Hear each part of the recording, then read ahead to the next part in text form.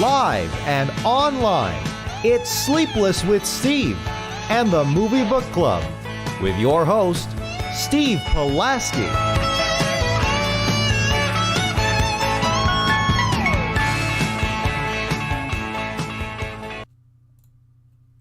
Back and better than ever, new time, who dis? Sleepless with Steve, live on YouTube. We come to you live and in living color at a new time, 7 o'clock Central Time. I thank these gentlemen for being more conducive to my schedule now, because at my job as a radio DJ, I went in a matter of 4 or 5 days notice, went from starting at 12 in the afternoon to starting at 5 o'clock in the morning. So my day now begins at 4:30 in the morning. So I credit these guys for being a little bit more conducive. I even tripped over my original intro. I was going to be back and more sleepless than ever on my end, but living up to the title of the show. I'm Steve Pulaski. Good to be with you on this Wednesday evening, wherever you may be, however you may be listening to us, watching us as well. Joe Viso in the red, reminding us of that dynastic Chicago Blackhawks team. And it's going to take a little bit of a rebuild before they resurface. At least they're not the Bulls. Hey man, it's the White Sox year. That's all I got to say. And it's not the White Sox last week, but no, it it's might not. be the White Sox year. We'll see how. I will say I am probably one of the biggest La Russa haters you'll find, but that team is doing pretty damn well for themselves, I'll say. And fingers crossed the Bears move to Arlington Heights. Dominic Guanzon in the blue as well. Good to be with you, gentlemen. We got a lot on our plates tonight, but first and foremost, how are you both doing? I'm doing pretty well. I'll be hopefully having some announcement within the upcoming weeks. If not, forget I ever said that on this stream and wipe it from your memory. Don't even put it in the highlight reel. Don't put it in the replay of the stream. No, none of that. But hopefully I will.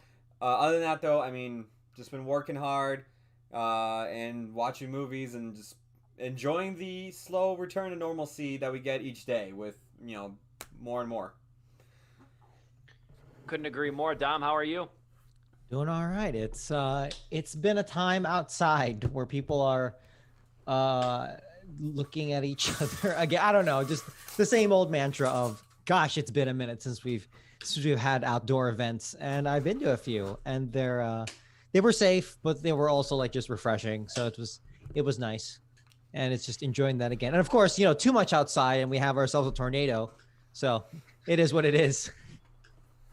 And God said no on that one. Yeah, we'll dive into that in a couple seconds, but yeah, I just think back to a year ago around this time, and it was like really on the realization of all of us that it was going to be a different summer, a dead summer, if you will. And now it's like I go out, man. I've gone to a couple town festivals over the last few weeks in my area. So much fun. Great to have live music back.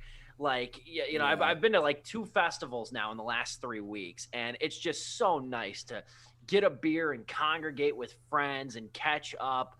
It's really been a fun summer, and we're not even halfway through it, at least on my end. Yeah. I've been making up for lost time. We went from hot girl summer, home girl summer to vax girl summer very quickly, but like it was very weird. Super cute right there. Well, I want to start by saying this just briefly. My heart goes out. We got to touch down a little close to home on this note. Frighteningly close to home. My heart goes out to everybody affected in small ways or life-changing ways, devastating ways by that catastrophic tornado that ripped through DuPage County on Sunday night, late Sunday night over here in our home state of Illinois. This is my home area. This is Dom. I know you we all have roots kind of in that area. Obviously Naperville, we all went to college out there. To see your hometown trending or your home area trending on Twitter for the devastating reason of an EF3 tornado, that's never good. Yeah. And this tornado ripped through not only Naperville, it ripped through Woodridge, and I got a lot of roots in Woodridge, Darien, another town I spend a lot of time in. That's back home. And it's odd because like I live in such a rural area now. Like I've never not been my whole life, but I've gotten really acclimated to severe thunderstorms and severe weather. And I'll tell you one thing, living in a rural area, you can see it develop. Like coming from the suburbs, there's a lot of buildings and stuff. You don't get a clear picture. I got cornfields to my, I think that's west. I got cornfields to my west this way, and you can see storms roll in, and they're frightening. You can see the lightning before it's even near you, before it's even dark. Jeez. And it's terrifying. It really is when you can see something like that develop. And when I kept hearing multiple rounds of severe storms on Sunday, I kept thinking it was going to hit me. I kept thinking it was going to hit our area, like we were going to have tornado warning. I did not expect this thing to go to DuPage County. This is the most devastating and significant tornado in DuPage County since 1976, which just goes to show you how rare and infrequent something like this is, especially one of this magnitude. The miracle of it all, however, not a single person died. Several injuries, but they're all expected to make a recovery. But in the process of that, some stats on that, some localized stats over here. 19,000 feet was how high the tornado lofted debris above the ground. It was 16.1 miles in length of its continuous track when it moved from Naperville to when it kind of lifted in Willow Springs. 230 as of now is the estimated number of homes with tornado damage, and roughly 20 of those, 20 to 22, are deemed uninhabitable. So, and we're also talking, to give you even more perspective for maybe some southern viewers and listeners that aren't accustomed to this kind of weather, it's 140 mile per hour winds this thing produced. That's outrageous. I remember we had that derecho out here. If you remember that last August, that was hurricane level winds. Yeah. And that was something like I'd never witnessed in my life. That was one of the first, I think I could count on two fingers the two times I was actually legitimately scared by a storm. And that was one of them, was that derecho last August. Like, I was legitimately like, it wasn't like, am I going to die? But it was like, because I was at work and I'm like, are we going to get uprooted right now? Like, because we saw the funnel cloud and it was terrifying. My heart goes out though to people in Naperville, because just seeing your home in just piles of debris and your possessions and everything. I mean, all of that can be replaced as far as the housing goes, but that kind of destruction on somebody's life, I don't wish on a mortal enemy. And I'm sure it hit you guys home. I mean, all throughout Monday and even into Tuesday, getting friends marking themselves safe, posting updates, posting photos. I had a lot of people. I didn't know anybody directly affected, but I had a lot of people who were very close to this thing. Yeah, I saw a few of my friends on Facebook mark that they were safe, which was, very relaxing to see. Because I mean, I live in Bartlett, so that's about 20 minutes away from both Naperville and Darien as well. So I saw how bad the wind was getting out there, and we were in our basement throughout the whole hour and a half that this warning was going on. And I was just by the time it was over, I thought nothing of it. I was like, well, it was really bad. And it wasn't until I went back upstairs, I threw the news on before going to bed, and literally on the cast it said, yeah, the tornado touched down in Darien and is going through right now. And I went, oh shoot. And I stayed I stayed up for about another 45 minutes just watching it until it finally just stopped. And I was like, Jesus Christ. I'm like, I don't know what tomorrow's gonna bring, but I hope everybody's okay. Wow. Yeah. I was just hiding in the closet with Chelsea and the cats. That's just all right, yeah, we got the bad beep sound on our phones. Let's move downstairs because we don't have a basement. My friend hid in a bathtub, and my parents they kind of half slept through it. They just went to the basement and they just hung out down there. Meanwhile, the tornado, because they live right on the Woodridge border, Downers Grove technically, but Woodridge border. And it was like a handful of blocks away. And I was like, yeah, I guess that was happening behind us, but we're okay. Nothing happened. One of my friends told me he got high and was watching Rick and Morty when it was all going down. That's where I'd want to be. Funniest shit I've ever heard. He told me, he's like, I watched the premiere of the new episode, the rerun. He passed out, woke up at 3 a.m. and found out a tornado was 20 minutes away from him. No, Oh my it's God. petrifying. And I'll end with this. The difference between severe weather watches and severe weather warnings. As somebody who has to break the news on the radio, Yeah. my very little prestige here. The difference between a watch and a warning, because this is something I didn't know it when I first started this job.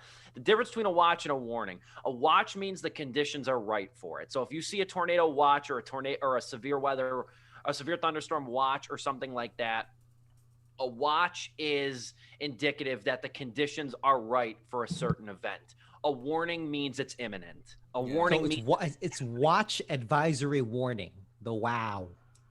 yes. That's what I learned. Yes, advisories are thrown in there too, because advisories are like like kind of like in the middle of like it's picking up, be alert, Sure. alter your plans, not seek refuge quite.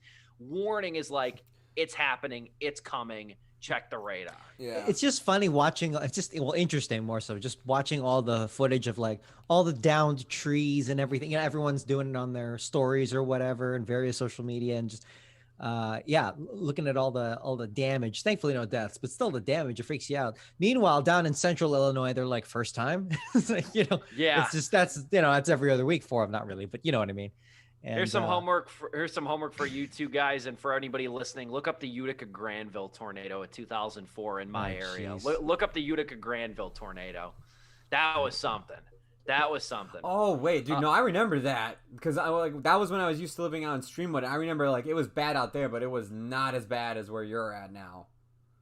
Yeah, no, and I'm not saying like I didn't live through it. Well, Yeah. I was alive, but I wasn't out here. But that is a legendary storm for a lot of reasons, because that day there was nothing. It was a clear forecasted day. It was nothing. And it Wow. the warnings and watches, the warnings did not take effect until very soon before it hit. Yeah. It was a unique day. And like I said, we were about 8. It was 04, I believe. The Utica Granville tornado. Look that up. For the tornado that happened here in DuPage, how long was it until you got the alert on your phone, Joe? Like between the phone and the siren, or was it simultaneous, or was there a delay? Okay, so the phone alert went off, and I immediately went downstairs. And about 10 minutes later, I would say, is when the actual tornado sirens went off. 10 minutes. Yeah. And those alerts saved a lot of people's lives, because we were talking off air too. I said that thing came at a time. I mean, it's a blessing in a way because there's not many people on the road at 11:30 at night on a Sunday. But at the same time, people are sleeping. People are vulnerable. So that's the thing seeing what this damn thing did to people's houses. I was shocked that nobody died. I still am. Just given the fact that people are in their most vulnerable state. It's Sunday night of all nights. If it's Saturday night, it might be a different story. But it's Sunday night. People are getting ready for work. They're in bed. Like, it shows you how life-saving those severe weather alerts truly are. But we'll move forward now. We'll move forward on a lighter note, because this was kind of very positive news to see. Switching complete gears. Happy Cinema Week. It started yesterday. Cinema Week, tiny TM for trademark probably, AMC Theaters, the nation's largest theater chain, is offering its customers all-you-can-eat popcorn with the purchase of any size tub. Began yesterday, June 22nd, and it is going now till June 30th. So just a tad over a week. It's going to be available at all AMC locations around the country. Some things are going to vary with it, different things, but on top of popcorn, this is also a multi-studio partnership with Disney, A24, Paramount, Netflix, and Universal, where there's going to be in-theater content, giveaways, special guests, as well as early screenings of F9, along with Disney's new documentary, Summer of Soul, which we will review coming soon. I cannot wait to chat about that one. But all of this, there's not a whole ton to say about it, but I feel it's worth mentioning.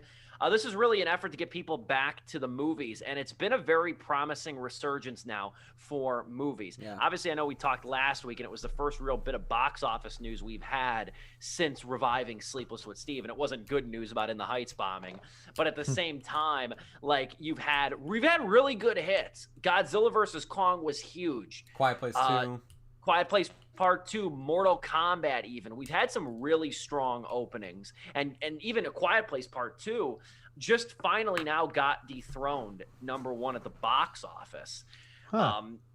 Finally now, just because it's been so popular and people have been going to see it. And it also kind of helps too that, like, again, it's the only place to see it. Then you have something called The Hitman's Wife's Bodyguard, which I don't want to talk about that crap, but people are seeing that thing too. People are apparently seeing that one as well. But yeah, Cinema Week, guys, we are going to the cinema. We got a big F9 event we're probably sure going to talk about. It's Joe's event. I don't want to steal the thunder. Yeah, I got we Dominic. are seeing it at AMC. Yeah, we are seeing it at AMC. So like, actually, like when you actually sent this, I got really excited because it's like, okay, good. I don't have to buy a large popcorn. I can just go buy a medium one and refill it. Special guests as well. I mean, like, Dominic Toretto's going to be there at our screening. It's going to be great. Dominic Toretto is going to be at your private screening. The Dominic Toretto. Yes, not even Vin Diesel. Dominic Toretto. New era ain't apparel. That's what I'm saying. Well, we're going to talk about that next week. As Dom always says, I think it's fun just because it shows camaraderie and it's kind of it's a little event. I think it's something special. Dominic always says, here's all the fun we had that you didn't. But I'm excited. We're going to talk about that more next week. Joe's private screening of F9. God, am I stoked for that. That is really – I'm more stoked just for the environment. I was going to say – everything I've been hearing mixed things about the movie, like from both fans of the movie and non-fans. Yeah. And it's just like, all right, so I might not actually like this Fast and Furious, but if there's anything, I'm just excited for the event overall. You might not love the movie, but you'll remember the experience. Yeah, I think that's what's going to come down to. I gotta really put my critic cap on and have the experience not heighten my review when I go to review it, or when we go to review it. Because that's going to be tough. But, yeah, I'm stoked for Sunday. We'll have photos, and we'll talk about that more on Sunday. But I wanted to mention Cinema Week because I think it's really cool. And, yeah, I'll be grabbing a popcorn, too, when I go Sunday when we see F9. So I'm super, super excited about that. Like I said, we spent a little bit of time on the tornado, so we'll keep going here through topics and whatnot. We're talking about fatherhood. And nobody's pregnant, blessed so, at least not to my knowledge. But Fatherhood is the new Netflix movie, the latest Netflix dramedy. It's directed by Paul Weitz. Paul Weitz, probably best known as the man who directed the first American Pie movie. He also directed Nutty Professor 2, The Clumps. More recently, he directed the movie Grandma, which nobody saw. And that was an okay movie. It had Lily Tomlin in it, and Julia Garner was in that one. That was an all right movie, came out a few years ago. But now he's back with Fatherhood starring Kevin Hart in a very against type performance. I'm probably going to use that phrase quite a bit, against type, for Kevin Hart, because this is probably his sharpest pivot into drama yet. Would we agree?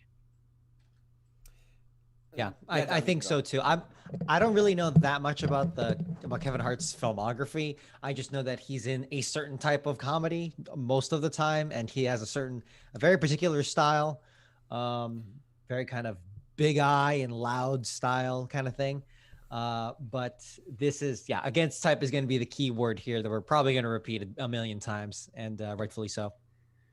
Absolutely. No, I could just literally agree with you guys. I don't have much to say about the movie. Like I didn't think it was bad. I actually think this movie's actually good, and the reason why it's good is because it's just like, well, honestly, Kevin Hart went against type, and he did a good job. I honestly feel like with a better director, or not even a better director, but with another director like this, like Judd Apatow or something similar, I feel like, we can honestly see more performances like this of Kevin Hart. And honestly, man, I would take these performances any day over the typical, well, I'm black and I'm short, so I'm going to scream really loud performances that we see from him. Like, I do love the poster, how it is him in a crib because of his size. But honestly, it just works. And it honestly... I didn't even notice that. it works, though. Like, I was just like, okay, that works. It's subtle, but, like, it's also kind of cute. He is laying in bed with his daughter. His knees are up. Yeah. But yeah, no. Yeah, it is a little play on that, though. I thought, like, overall, like, if there is something worth watching about this movie, like, it does have its flaws and everything, Kevin Hart is not one of the flaws of the movie. And neither is the rest of the cast either, I would say. I would say the cast in general actually has really good chemistry with each other. But this adds Kevin Hart's like, hey, look at me. I can do something else now, too. Please hire me to do something else.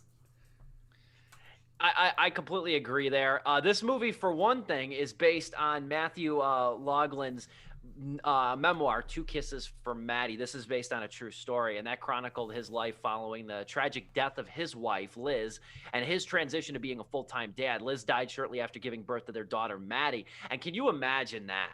Can you imagine your wife going through, giving birth to your first kid and then dying soon after, and then like, good luck. You know what I mean? You got to grieve and you got to raise a child. That's another that is hell to comprehend. But Matthew Loughlin did it. And he also, just one last thing, he also in the late aughts, he before this memoir, he got big based on his blog. His blog was known as the long blog title, but it's a lofty topic. It was called Matt, Liz, and Madeline Life and Death, all in a 27-hour period, where it was kind of a reoccurring blog. And at one point, it racked up, I think, like 30,000 hits in the span of a very short amount of time. And you got to remember, this is 2007. 2007. Wow. Yeah, dude. The first like 20 minutes, I don't want to I hope I didn't take away from you, Steve, but like the first 20 minutes of this movie are really compelling. And it's like, just the immediacy of the tragedy, it hits you hard. And it does a very important job of, drawing you in. And it really does do that. And like, just the details, man, it's like at the funeral party, where everyone's wearing black, how you do if you've experienced these kind of things. But except there's like a gift table and it's all like happy baby wrapping. And I'm like, holy shit, that's some real shit right there. Yeah. Oh boy, oh my God. And yeah, Steve, I don't know if get back to your point, but it hits real hard. Just that feeling of, oh crap, this is happening. No, that duality was not lost on me in the beginning. That's an excellent point. And Joe actually really, really stole the sentence out of my mouth. That's what I was going to follow him up by saying, is that this movie does have flaws, but Hart doesn't bear any responsibility for them. He is the strongest anchor in this movie that is not great, but not bad. And I would say ultimately worth watching for the purpose of seeing Kevin Hart do something different. This movie, it's not as good. I want to say this because I don't know if you two have seen this one. It's not as good, but it's comparable. And it has a lot in common with Instant Family, the Mark Wahlberg, Rose Byrne dramedy from a few years back. It's got a lot in common. I don't know if you two saw that one, Instant Family. I might have, like, just oh no, 2018. I don't think so. That one was about two parents who adopted children. They were siblings.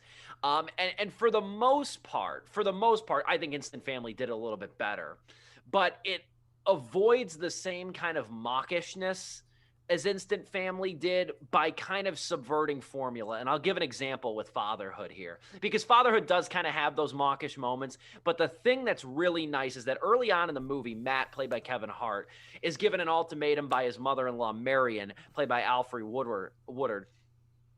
He's given an ultimatum where she tells him that if he cannot handle the responsibility of raising Maddie as a single parent, that he has to move back to Minnesota. And blessed so the movie doesn't let that linger over the plot. Yeah. Like, it's not like, I got to do this or I'm going to have to move. He's not like frantically calling his friends about this. He's not panicking. Like, the movie, even after setting up that, what I thought was going to be a really kind of death sentence ultimatum here for formula, it sets this thing up, but then it's like, it just shows him being a father in a very humanizing way. And I like that about this movie right off the bat. I was like, this movie's just kind of letting it breathe. It was basically just the thing to finally just push him into it. But once he was in that bubble, like, he just stayed there, and it was fine. It was nice that the rest of the movie was just, okay, yeah, it's just him being a dad, and like, that's it. That's all you really need this movie to be too. I was waiting for the cliche where, it's like the last 10 minutes of the movie or something. Yeah. And it's like, she's at the airport because it's like, we're taking her back to Minnesota. And she's, the villain of the whole movie. And it's like, and then Kevin Hart runs to the airport and then he does something. And then, he convinces her to not give up the child. And then they stay in what, I don't even remember, Boston, I think. Yeah, they stay in Boston. And, thankfully it wasn't that. Got replaced by some other cliches, but I'm really glad it wasn't that. And so cliche honestly, still involving an airport. Yeah, exactly. But you know what? Let me just say, after the first 20 minutes of like, it hits really hard, 15 to 20 minutes, it actually had a much lighter air than I thought it was going to be. It still plays very much into Kevin Hart's comedic sensibilities, which was good, playing to your strengths there. It wasn't a complete, like, I don't know, Will Smith, Ali kind of joint where I do need to watch that movie again, but it's like really hard Oscar bait kind of thing. And Kevin Hart plays it really well. I'm going to stay right now, 4 stars for Kevin Hart. Whatever rating I give, I'm going to give Kevin Hart 4 stars because maybe too much, but I was just impressed by it just because he manages to keep that sense of grief, just immense grief throughout the whole movie in everything he does without dragging the whole movie down, which is like almost contradictory because it's like, well, grief kind of drags everything down, but balancing that I was really impressed with how Kevin Hart was able to do that. Yeah, I completely agree on that. And I'll say this too. Even what I liked, another thing I really did like about this movie, because I have one lurching negative with this thing, and I'll get into that in a minute. But the other thing I liked about this movie too, and I think that 4 years ago, when Kevin Hart was kind of at the apex, he's still one of the hottest names. Don't get me wrong, but there was a period of time when he was in damn near everything. You know what I mean? He's kind of pulled back a little bit. You know what I mean? When he was just kind of coming out of stand-up to being a movie star. I think like 4 years ago, this movie would have been a direct comedy. Yeah. Would have been a direct, outlandish, kind of like My Baby's Daddy style comedy, where it would have made him be like inept. And that's the thing I love about this movie. He's not perfect, but he's not stupid. He's not as like bumbling archetype as you think he is. And what I liked even more, and I don't think this movie tackles it enough. And it kind of ties into my negative here with Whites. There's in the third act, in the climax, without giving anything away, Matt changes around his friends. He changes his attitude and his tone, and he starts becoming very deprecating towards himself.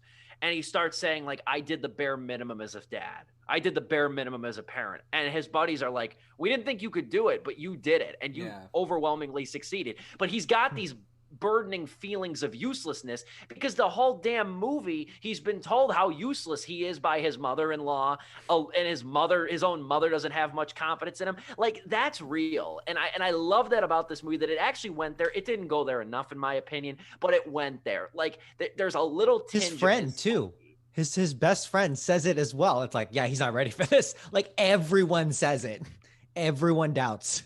And just seeing that triumph is amazing. It's something always relatable, especially to any single parent, that you don't do enough, no matter like what. That it's such a common thing that for some reason there is a stigma when it's like, oh, it's time to raise the kid on your own.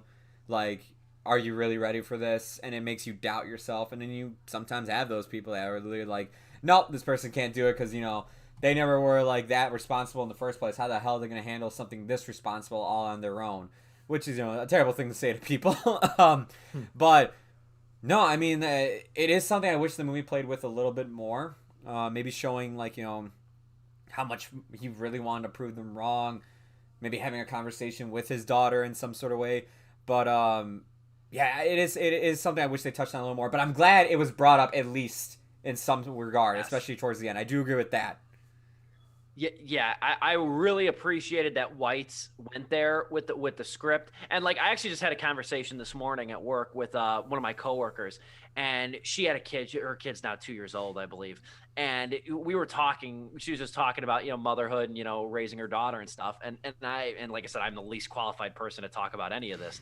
But it was funny though, because we were just chatting about it, and I said the thing that always amazes me, because now a lot of our friends are having kids, or I know friends that have kids and stuff like that, and I'm like, the older I get, isn't it funny? I was telling her, I said, don't you realize, when you were a kid, your parents were infallible. They could do no wrong. Your parents had the answer for everything. Whenever you were scared, whenever you were hurt, whenever you were crying, they you just looked to them and they were perfect in your eyes. And then you grow up to be the parent yourself, and you talk to your parents and stuff, and you're like, there's a lot of times we were friggin' winging it.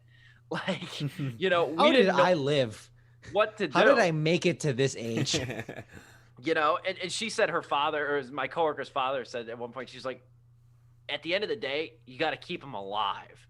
Like that's kind of what you have to do sometimes. You got to keep them alive, and you got to keep them fed and clothed. That's pretty much what you have to do.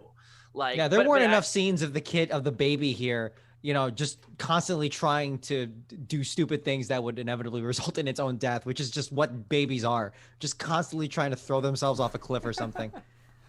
It's true though, like, because you have to teach it everything. And again, like I can barely care for two cats over here. Yeah. Like you have to teach kids everything, man. Like they don't, like, you know, the bathroom, like social skills, you know what I mean? Counting, like I mean, it's exhausting. I'm still learning. This is how you go down the stairs, one step at a time. Don't try to do this. Please grab the railing as you go down. Well, first they gotta walk. Walk. Yeah, that too, yeah. Please don't put your mouth near this outlet. Please don't stick anything in the outlet. You know, stove is hot. Like it's ridiculous. Like, I mean, it's senseless. Yeah. But it's true. They're a blank slate of a human being, and like. And I like how they portrayed, I forget what it's called, but in the movie, I'm just kind of stalling now. Briefly, we'll take our intermission. But they show that one thing, because I remember my father always tells me I had it for like 2 days straight when I was a baby. I think all babies do. It's that nonstop crying. Yeah. It's that nonstop crying where I don't remember the name of it. But like, they just, my father always tells me about it, because my father was like, it was the 2 worst days of my life. He's like, you would not shut up. He's like, you feed you, you know, hold you, rock you, nothing. He's like, you just have to let them cry. You know, they just don't know what to do. They don't know what to do with themselves. And that movie shows it in a very like lighthearted way. And it doesn't make like, you know, it doesn't make too many jokes about it. But there is one lurching negative about this movie, and I wonder if you guys share it with me. We'll dive into that in just a few short minutes. This is Sleepless with Steve, coming to you live and in living color every Wednesday evening, 7 o'clock Central Time. I really am going to trip myself these next few weeks. Brand new time at 7 o'clock Central. We'll take a break, kind of give our rounding out closing thoughts on the new Netflix movie Fatherhood. And also, I know Dom's chomping at the bit to talk about iCarly Episode 1, the premiere of the reboot. What is this, 2007 all over again? Talking about the series premiere of iCarly. That's how we'll wrap up the show in just a few short minutes. Back in a few after the Zoom-sponsored intermission. You're listening to Sleepless with Steve.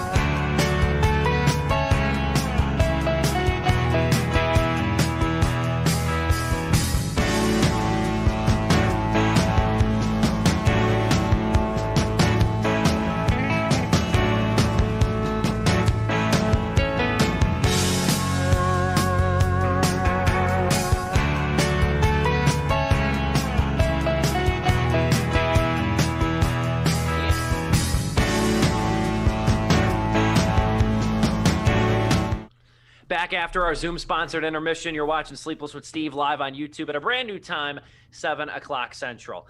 Now, we're talking fatherhood here. Again, nobody's pregnant, blessed so. But anyway, we're talking the new Netflix movie Fatherhood, Paul White's comedy drama directed by Paul White, starring Kevin Hart. There, I got my words out. But anyway, so the one lurching negative I have, and I'll be interested to know if you guys share this with me. I like Lil Rel Howery a lot, okay? Haven't seen much with Anthony Carrigan. All right, here, I'll say this. About 50% of the time I tolerated Lil Rel Howery. Could not stand Anthony Carrigan. I could not stand these characters for a long duration of time. And the thing about these characters that bothers me, too, is like, and again, this comes from having seen White's last movie, Grandma. Like, they're cartoon characters. These are sitcom archetypes in this movie that otherwise detract from what is a really compelling drama with some pretty good comedy, even when they're not on screen.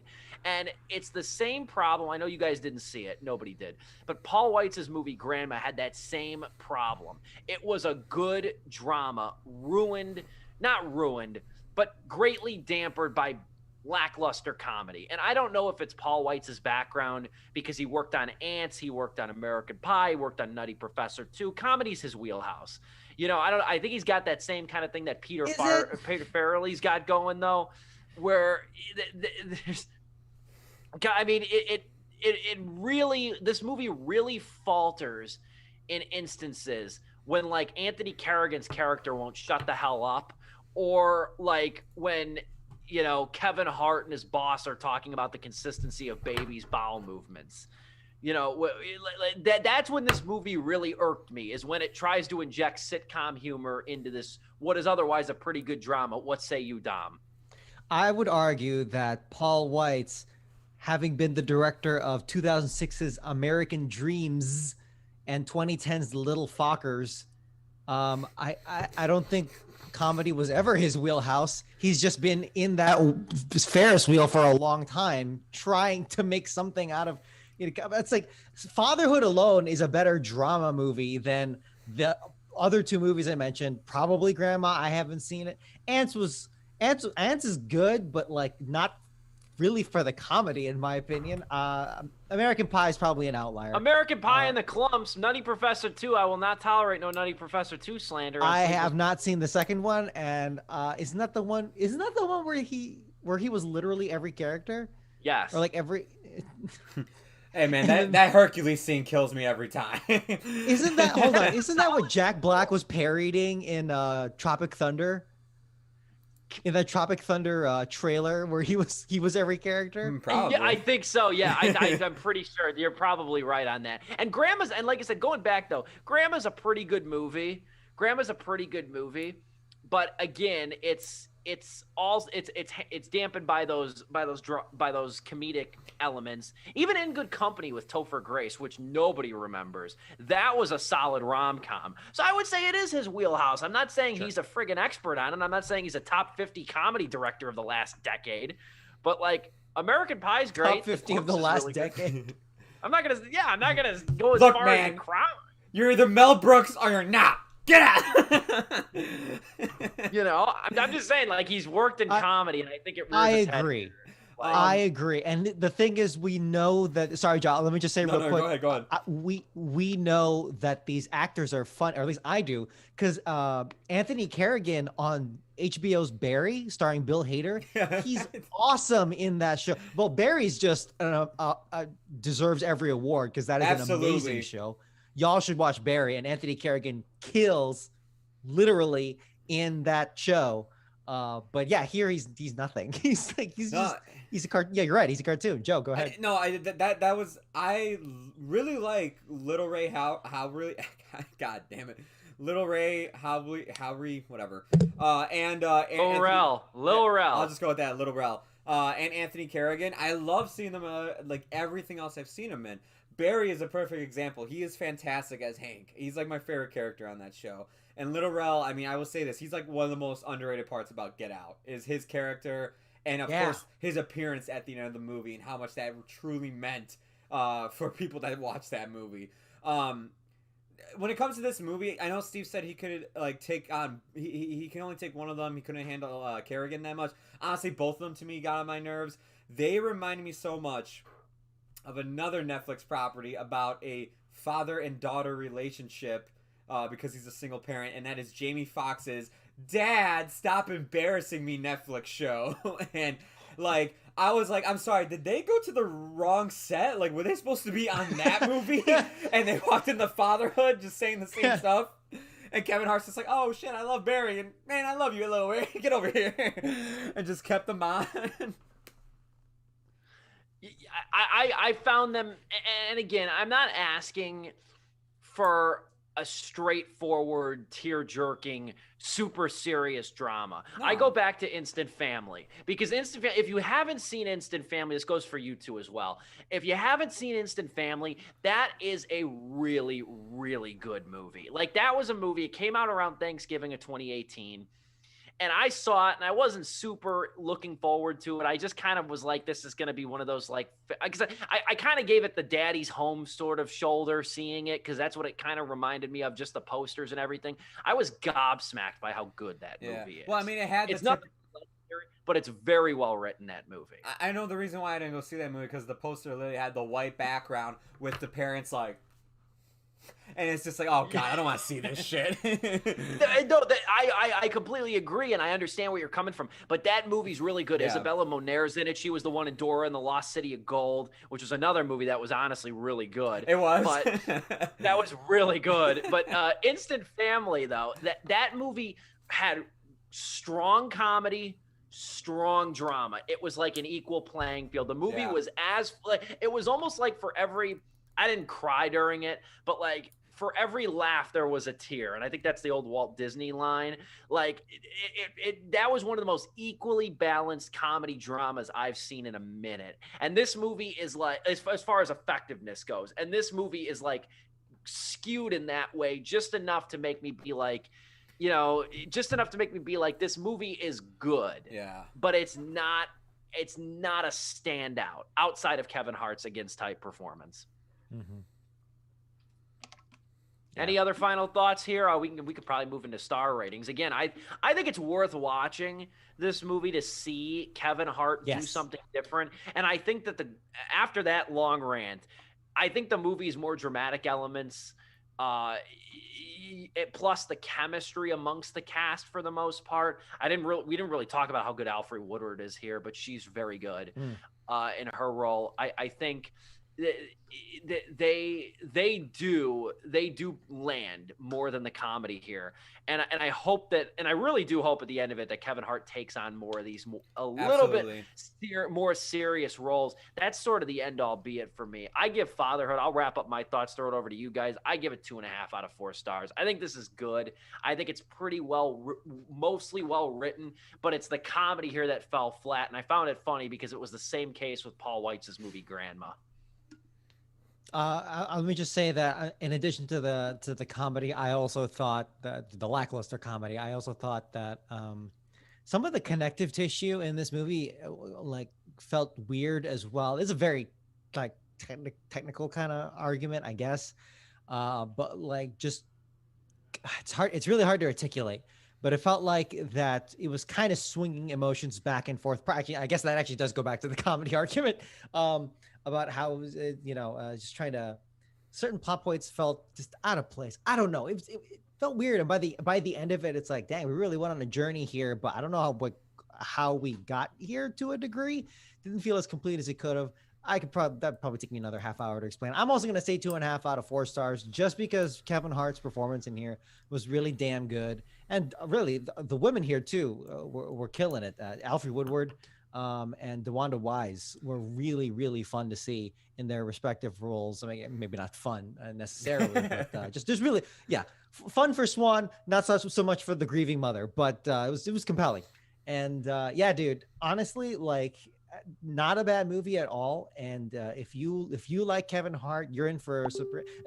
I'm not really too familiar on his filmography, so maybe he's done other serious things, but I think this is probably, I'm gonna go on a limb and say this is one of the most dramatic roles he's probably ever played. And I'm honestly looking forward to the next dramatic, serious, or even Oscar bait role. I'll take it, because I forget who said it, but comedians, if you can master the art of making people laugh and being able to manipulate that that emotion and that style, you can do anything, as evidenced by so many other comedians who can just kill it in dramatic roles. So I'll give 2.5 out of 4. Joe, final thoughts on Fatherhood? I'm in the same boat as you guys. Like literally same rating, 2.5 out of 4 stars. It's good. It really is. I do think you should watch it for Kevin Hart's performance alone, just to really prove that he can take on something else and he can do something more dramatic. And I hope to God to see him. Like I said, I would love to see this guy now just go into something like by Judd Apatow or something on a similar level of that. Because like honestly, as I was watching it, I thought to myself, I'm like, damn, I don't know why I thought of this movie, but King of Staten Island just came into my head. I'm like, dude, I would love to see Kevin Hart do a movie like that again. I mean, like on that level. Even though this is kind of it, but like you do like the comedy bits though, like they aren't the strongest parts about this movie, and I feel like that's where Judd Apatow's movie could like really come in and like heighten that up a bit. As long as it doesn't go on for 2 hours and 50 minutes. We'll still have an incomplete story, but more compelling. But overall, I mean, like it is good, and it came out on a perfect weekend. Honestly, to me, this is out of all those like single dad movies, like this Jersey Girl from Kevin Smith. I'm like, this is definitely one of the better ones. This to me, 2.5 out of 4 stars. Hey, don't slander Jersey Girl. Jersey Girl's not that bad. It's not that bad, but like I love that. I like that movie more than most people do. So I understand the flaws levied against that movie. But yeah, it also last thing too. We glossed over it a little bit, but I will say just to end things, DeWanda Wise, who plays Swan in the movie, and Melody Hurd, who plays Maddie, the little older Maddie, they have really good chemistry in this. They kill their scenes together late in the movie. Like they really have this like charming, like relationship later in the movie. Yeah, I dug it for the most part. And I was looking forward to kind of discussing it when I saw that like Kevin Hart was taking on a little bit more of a serious role. But now I don't want to keep Dom waiting any longer because he's chomping at the bit to talk about the iCarly reboot. I know he is, Mr. iCarly Stan himself. This was a collective decision. We were all pretty jazzed to talk about this thing, especially after the trailer, I believe. There's 3 episodes now available on Paramount Plus of the iCarly reboot. As of last week, I've only at this time watched the first one. I'm going to watch the latter 2 tonight or tomorrow, depending on schedule. But I think that says one thing, that I will watch the following 2 episodes. I'm looking forward to them. I didn't kind of want to crowd my opinion too much going into the show because we're just focusing on the pilot. So I wanted to make sure, just so I had the pilot only in mind of what this show is. And I'm going to say this is worth watching. This was a fun 26 minutes to say the least. And I'm going to say this too, for the first episode, it lives up to the trailer. It lives up to the trailer and what you should anticipate and what it ultimately offers. Yeah. As far as this show is concerned, I think it does a nice job of integrating the 2 main new characters. Again, Jeanette McCurdy's not in the show, and it's honestly sad to talk. Like if you've read about Jeanette McCurdy over these last couple of months, and her quitting acting and her being ashamed of her roles, it's kind of hard to talk about this thing or like, really think about it without getting a little sad. Like I wish beyond anything, I wish her peace. I really do, with herself and with her career. Cause I think she's got stuff to be proud of. To kind of put to the extent of it, and maybe I don't fully realize the title for what it is, but Jeanette McCurdy before the pandemic hit, she had a 1-woman stage show called, I think, I'm Glad My Mom's Dead or something like that. I'm glad my mother died or something. Yeah. I'm glad my mother died, and her mother, who suffered cancer and died, I think died from, I need to get more information on that, but she's been through some shit. Let me just say that. And it's like everyone's saying like, yo, where's Sam? Why isn't Sam in this? Oh man, y'all shifted Sam. Nah, dude, she's good. Yeah, peace. Don't bring her back into this putrid world that we call entertainment. It's just let it be. Let her be, man. Let her do her podcast thing, talk about grief, and that's awesome. Let her be beautiful. Her mother did die in 2013. Her mother did die, and she suffered alcoholism, anorexia. Like she's been through the ringer. I cannot imagine. Dan Schneider, like just. General Dan Schneider. Man, it is so weird. Like, I know he created the show. I'm smiling. It's not funny, but I know he created the show, but it is weird to see his name at the start of the credits of every episode disappear. Yeah. Because characters created by. Yeah. They probably have to. They have to. I think legally they have to. I mean, he did create the characters, but and then we're not gonna touch that Drake Bell crap. We're gonna wait for a couple weeks on that one until the sentencing drops. That's just sad. I mean, this We're is not two, gonna but whatever. We're not gonna Anyway, touch that trick of iCarly, bunny episode crap. episode 1, revival. Yes. Anyway, I went on a tangent there, but Me too. iCarly though, it does a good job of integrating these new characters. You have Lacey Mosley who plays Harper, which is Carly's new roommate, and then you have Jaden Triplett who plays Millicent. Good Christ, I did not expect Freddie to have an adopted stepdaughter. Dude. But here we are. That blew my high. That trailer did a great job of hiding that. And I'm like, what? Fredward Benson's got a stepdaughter now. 2 divorces and 2 failed startups. I'm I like, know. dude, he's already had like 2 midlife crises. This is awesome. You This is want a to talk great about setup. the biggest suspension of disbelief too? That guy is hot. That's my new man crush right now. Is Nathan Kress? That dude's a stud. Like, Hey, you okay, want to hold on, talk hold on. about the biggest load of crap ever? Is him having 2 divorces? He's probably hot. Yeah.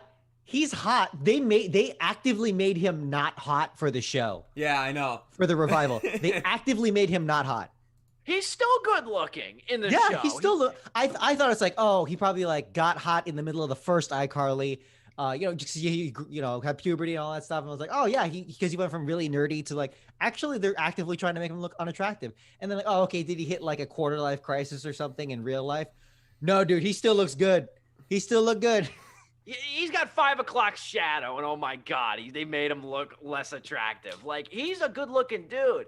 I mean, and Miranda Cosgrove, for all intents and purposes, looks the same. Miranda Cosgrove is, I think, 28. I think she's a little. She older just than looks us. timelessly perfect. Like what? What? Timelessly Well- perfect. That's a great way to say it. And Jerry Trainer also does not age. Yeah, No. honestly. Like, the whole cast to me, like, I know we do say, like, Freddie does look the most different from, like, when the show first started and everything. But, like, when I look at him, his eyes especially, it's like I still see Freddie there. But everybody else, it's like, dude, it's like they didn't even, like, age. It was just like, yeah, they're like, this is, like, the evolution of them, but, like, they still stayed the same. Like, they just got a little taller or maybe have, like, a wrinkle or 2 here. But it's like they still look like that person. Yeah, even Mary Shear, who plales Marissa, Freddie's mom, Freddie's mom, even she yeah. looks the same. Even she looks very similar to how she did.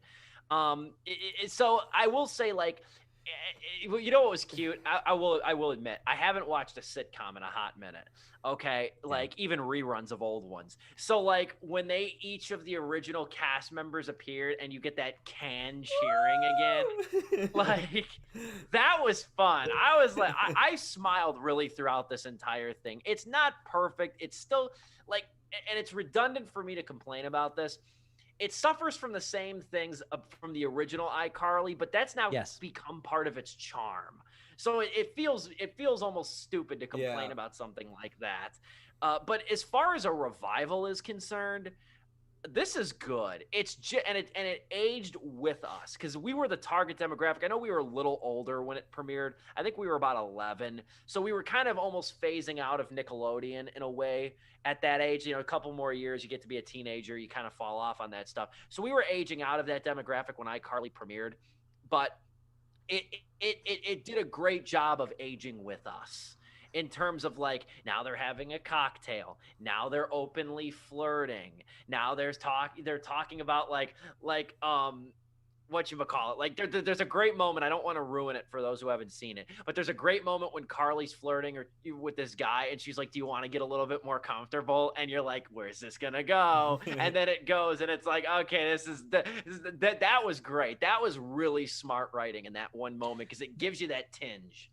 There's a palpable edge, and but it's not too sharp. It's not like OG Ren and Stimpy, and then like when it went to like Spike TV or whatever, where it's like, oh my god, what is happening here? No, none of that. But you're right. Honestly, it did grow up. Joe, go ahead. I was gonna say, I grew up watching Samurai Jack, so when it went to Adult Swim, I was like, okay, so how much more violent is gonna get it? Is Samurai Jack gonna say the F word and everything? No, it literally was just Samurai like Jack. well, that's what I was worried about. But no, it's like it literally just like was like, well, now we can just show a little bit more blood, and that's about it. Like it still retained the same the same storytelling, same tone and everything, but just a little bit more edge to it. And that's what the approach they took here. Steve is definitely right on the money. It aged with us, and that's what Samurai Jack did too. To where it's like, yeah, you can handle hearing these things now. If you're paying for Paramount Plus, you should be fine to hear this. Like, come on. Sure. I literally I put on my Snapchat that I was like watching the reboot, and I had a lot of people reach out to me and they asked me like, well, how is it? Like, you know, and I'm like, well, I'm like, I'll say this, I actually liked it. But if you're an iCarly fan, I think like this is like right up your alley. This is like perfect for you. If you really loved it and you loved like tuning in every weekend on Nick at Night and whatnot, or Teen Nick, I should say. This is like you're returning back to form here, and now it's even more like it's even catered to you even more than it was when we were growing up, I think. I watched the first 2 episodes. I got halfway through 3. I didn't end up finishing it. I actually really liked the second episode a lot. I was like, damn, I hate to say it, but I actually might watch this weekly now. Dude, I watched all 3. Of course I did, but like I watched all 3, and yeah, I'm all for it, dude. I'm totally all for it. And you know what? I think the most interesting, well, actually, no, the most interesting turn is Freddie having 2 divorces and a kid now. But another interesting turn was Spencer, right? Who he's kind of more of a dick in this one, which I actually like. I do like that because now it's instead of like he's just lovable, goofy, and it's like just that. Now it's like he's lovable and goofy and a dick with a lot of money. Yeah. So it's kind of like really childish and immature, but it clashes in a good way because Carly's still good spirited and everything, and he's still a good guy, but. It just gives him more of a chance to be a dick, and I actually I like how it's played out so far. And to your point on that, they had to dial up the urgency really. They had to dial up sort of the attitude of another character with the absence of Sam, because they can't do it with Harper really, because because here's the thing, if they did it with Harper, they'd be saying that she's trying to replace Sam, and Lacey Mosley's already gotten way too much hate online just for being black. Just for being black and replacing being black and replacing Jeanette McCurdy. Like, you know, number one. Number two, though, like Carly's impossibly nice. Freddie has a fan base in and of himself, and he's likable. You know, they had to die, and they couldn't do it with Harper. And Millicent, the new character Millicent, she's got a little bit of an edge to her too. But they had to dial up the intensity of one of the characters in order to balance out the absence of Sam. And they did it with Spencer, but they still made him likable, even though, like Dom really aptly said, he is kind of a dick, and he's got money now. He's got money, you know, and honestly, that it kind of explains away. It avoids these characters from having to like scrape by too much. And so instead of it like being really down in the dumps of like the same old trying to make money, which is, you know, is the cliche in of itself. But instead of that, it's like, okay, so these guys they'll be okay. They've got privilege, but it's escapism because then you can just focus on the web show, which is fine. I'm cool with that. I came here to, I didn't come here for the struggles of millennial Gen Z life. I will say, thank you. I will say too, I'm glad it did that as well. And then one thing I'm actually really glad it did too is that it doesn't spend, at least from the 2 episodes I saw, it doesn't spend too much time actually on iCarly, the show itself, the internet-based show that Carly hosts. It doesn't spend too much time there. It's more like, you know, it's like she does it and like something that happens on that show will like propel the plot of that episode. Because I remember like the one thing about like the original one is like they would like always like it would cut, and the minute you saw that building, it's like they're in the middle of a live show doing like some outrageous thing. And it goes on for like 2-3 minutes long, and it's just like, okay, this gag is dead. Can we move on? I love that. Like the first episode, it's like, I'm back. We're gonna be doing this. They do the little baby thing with Spencer, and then that's the end of the episode. I was like, perfect, awesome. Next episode starts off. They start off with the show. Something happens, and that's the plot of the episode. And it's just like, that's all I need. Like it's just like that's what her career is. She's an internet-based personality. Make a show around that. Don't make a show around the show itself. There was a show on NBC called Studio 60 on the Sunset Strip, written by Aaron Sorkin. And it was a drama show. Wow. Yeah, and it's a fictional take on Saturday Night Live, or rather a Saturday Night Live-esque show and the drama behind a Saturday Night Live-esque show. The problem with one of the big problems with that show was that they would actually show the SNL type sketches, I'm sorry. And SNL sketches are already like 40% funny. So then when you have it in the backdrop of a drama show, it's like, this is really not funny. And it really detracts from anything. And it's like, yeah, they should have just shown the audience laughing and then the end of the sketch, which is the same thing happening here. And I just reminded myself of like just how, yeah, I'm really glad they're taking this approach. Because now it's like a behind the scenes look. I mean, the original was that too, but this one more so, where it's like, okay, cool. It's an influencer who can get like 50,000 viewers in like 10 seconds. I mean, that's probably true. I don't know. But like, it's like just seeing that and just seeing the behind the scenes now, despite everything being more reality driven, always online, always streaming. Actually, that was kind of weird too. Like not weird, but just kind of interesting too. It's like, they're not at school anymore, because that was like half the show. They're not at school anymore. And now Carly can go online anytime, which I think Freddie makes a joke, maybe not in the first episode, but he can make he made that joke at some point. Yeah, second episode where he's like, I just hold up the phone. Yeah. It's like, you don't even need me at this I love point. it because in the second episode he has that line, and then it's like, Freddie's the camera ready? He's like, I literally just hit record. Like, yeah. It's so true. We noticed that when we were watching the trailer too, where it's like, he doesn't have that cart anymore. Why the hell would he? Yeah. You know, because now he could just do it on, even it's weird to see him because he's got like so much space around him. He's just holding an iPhone. Yeah. And it's funny. I'm gonna probably watch the latter two episodes, episodes 2 and 3. I'll probably watch them tonight or tomorrow. But we're gonna keep tabs on this. I don't know how many episodes are in this season. 14. Is it gonna be 14? Okay, yeah. I'm down. I was gonna say I'm down to watch it every week. Maybe not review it. Maybe we'll come back at the end of it. I was gonna say a season review. I think so too. I think we should do that whenever it does. Whenever first season wraps up. We should come back and kind of circumvent with a full thoughts on the season. Dom with the final word on iCarly over here, per usual. Final word on the iCarly revival. Last thing I want to touch on, because it was the big, like, oh, what's going on here, is the introduction of the 2 new characters, Jaden Triplett as Millicent and Lacey Mosley as Harper. And both of them I was kind of worried about, just because it's like, oh no, what's happening? Like, why are they introducing a kid? Is it like a random kid they're going to just like babysit? No. I like that twist of it being Freddie's adopted daughter. And now she's the new Megan from Drake and Josh. Yep. So there's that aspect of it too, which actually is a moment later on, Steve. It's very hard to miss. Very obvious thing. Literally that moment, that little like Easter egg, I was like, oh my god! I'm like, that is who this character's architect, like, like trying to be, and I'm like, it's pretty genius. It actually works. Yeah. I saw like tinges of that. Okay. And I think Triplett plays, for being a new actress, a relatively new actress, I think Triplett, at least in the first episode, I think she played that role really well. She did. Or at least set herself up to play that role very well. We'll come back on, I'm going to probably say this show probably wraps in late August if there's 14 episodes.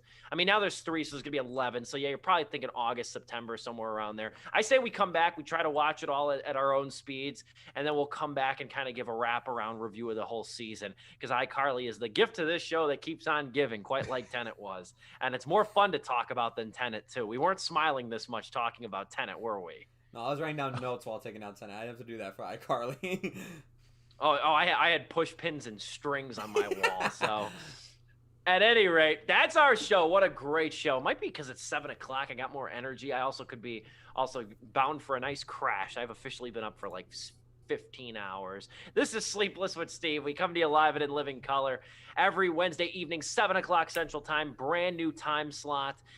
Next week, we're seeing F9. And are we seeing F9? It is I'm going to have to review the experience on top of the actual movie. But we'll come with talking about that. It's probably going to be a jam-packed Fast and the Furious show, given the party, I guess you could call it, the viewing party we're going to have courtesy of Joe. Can't wait for that. We'll have photos of that. There's going to be a lot of camaraderie over there. 2 meetings, 2 link-ups, the 3 of us all in 1 month. Who would have thought? But that's our show. We'll be back next week with a review of F9, highlights posted on my YouTube channel. And also, do not forget, I'll probably mention this next week in more detail, but StevePulaski.com launches on Friday. Super excited for that venture. Thank you. StevePulaski.com is coming Friday. I'll have more on that next week's show. That's our show. For Dominic Guanzon, Joe Viso, and yours truly, this has been Sleepless with Steve.